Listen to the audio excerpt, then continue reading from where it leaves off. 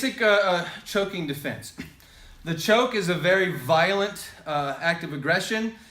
Generally speaking, the person is trying to kill you. Okay? They've got both their hands around the throat. They're trying to cut off your air and can also cut off blood supply to your brain. You don't have long with this one. So you can't play around. Right? So I want to try and show you some very simple, basic things that you can do. And it's using some principles from our kata. So the ending of Fukyugata Ich, it shows the stepping, punching at the 45s. Yes? We're going to use that angle shift to help us deal with someone who's choking you.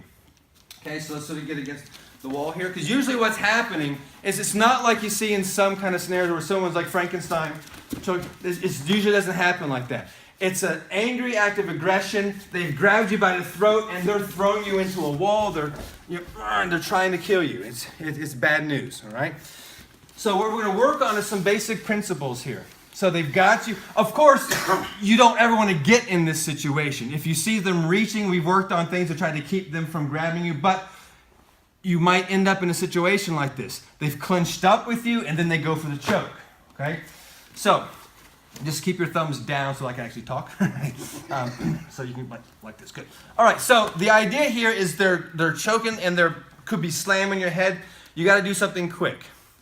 I think one of the easiest things to do, depending on if it's the same height or, for me, my hands are out here. I'm going to go right for his eyes, okay? That's getting distance, and it's weakening his grip, but also I want to get my throat strong. So making that weird grimacing thing, dropping your chin, okay? Pulling his hands back like this. Gouging his eyes, getting his head back. Now he's away. This is weaker. He's still strong this way, and if he's got a really hard grip, he's still strong this way, but he's not strong that way. That's where the kata going at the 45. So I get him away by gouging the eyes and forcing his head back, and then I can just take this hand, step off to the side, pivot my body, and do that punch or reaching across. That should help break the grab. Another way is if you're smaller, you can also reach up in between, okay? So I'm coming up this way, grabbing the eyes here, and then the same idea, I'm going to reach either side, doesn't matter. I'm going to reach to help break the grip, and I'm going to pull back here, that way, okay? That helps release the grip, move, shove, run away, okay? If you're still in tight,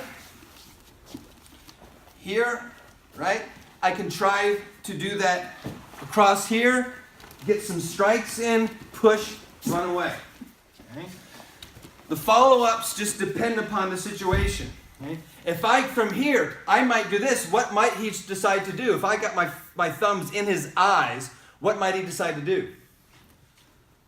Move your hands? Right, he might reach back for my hands. That means he's let go, fine, and I'm gone, all right?